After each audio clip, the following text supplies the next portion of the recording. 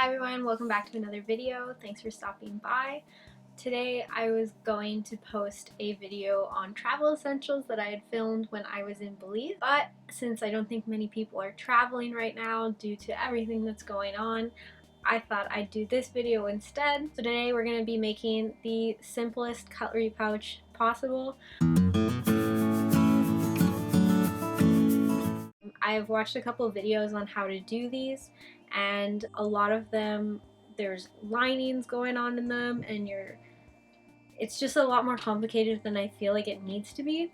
So I wanted to try and do the most simple version of this, just so that you can have your cutlery on the go all the time with you in a pouch. They stay clean. If they're a bit dirty, they're not messing up everything else in your bag, and just trying to make life simple and cut down on all those plastic utensils and straws and anything else that we don't need to have when we already have our own, and we can just make sure to have a more conscious effort of bringing that along with us.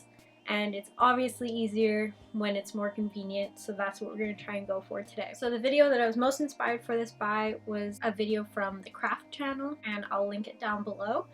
As I said, she did a similar pouch, which I'm going to take the style of, but she did a lining for it and a napkin and all of that, and it looks great. But I want it to be even simpler because there's a lining and she wants it to look nicer.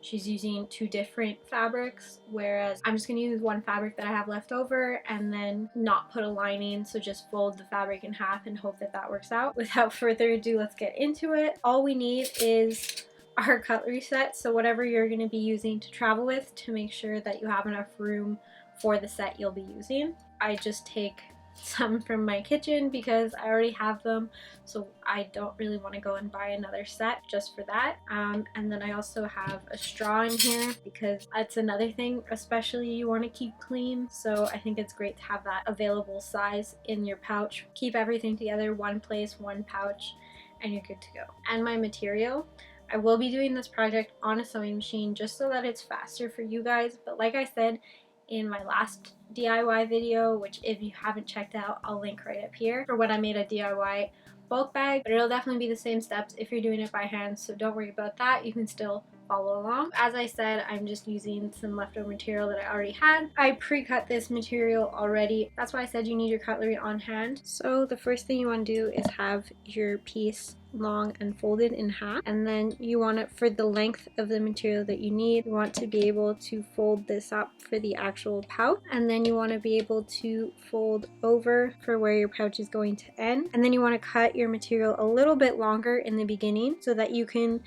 take a section of that extra piece that'll end up looking like this, and that's actually going to be what holds your pouch down here so that you can put this piece underneath and keeps your pouch closed. Alright, so now that we know the basics of it, let's get into sewing this up and see how it goes. So here's what we're going to do.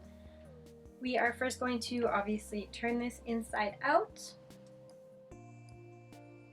and then just fold it down. So now that this is folded out, we have our first section that is going to be the main pouch.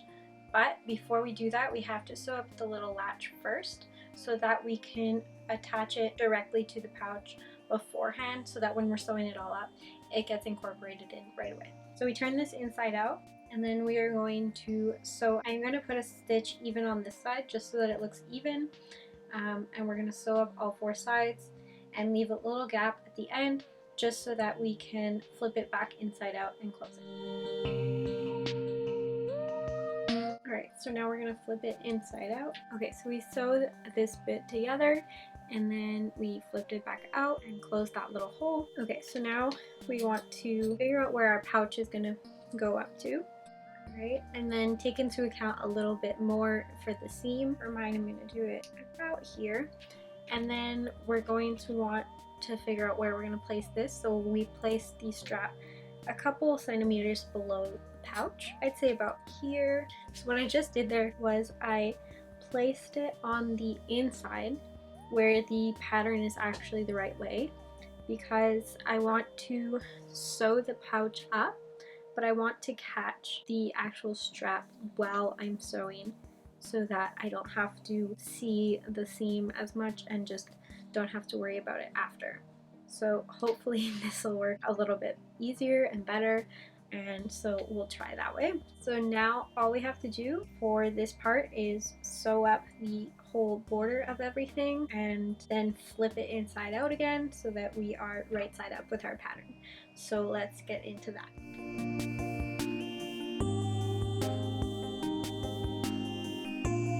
Now we'll turn it back inside out. Alright, so you can see the strap part worked out nicely by tucking it in. So you can see the seam is hidden and we have our strap. So that worked out. Now that we have it, we take our utensils yet again. Okay, and where the strap part is, you set them down to measure your final pocket. Alright, so I'm going to say about here.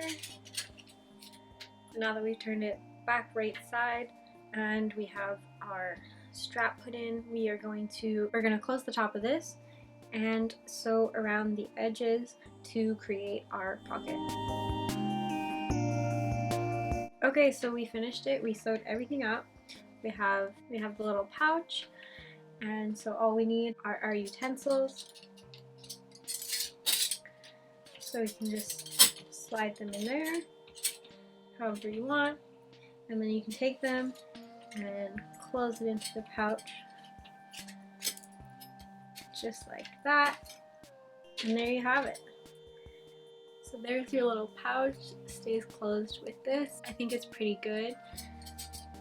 Because we didn't do the lining, you can see all the stitching.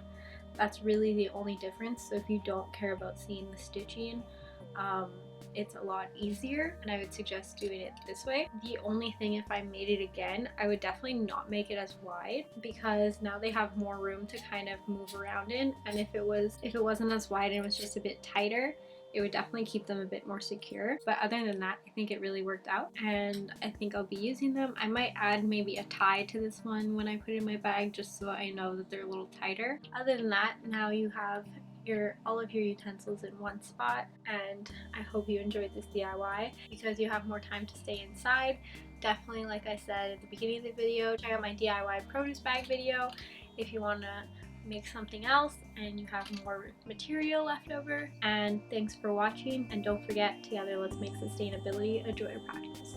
See you guys in the next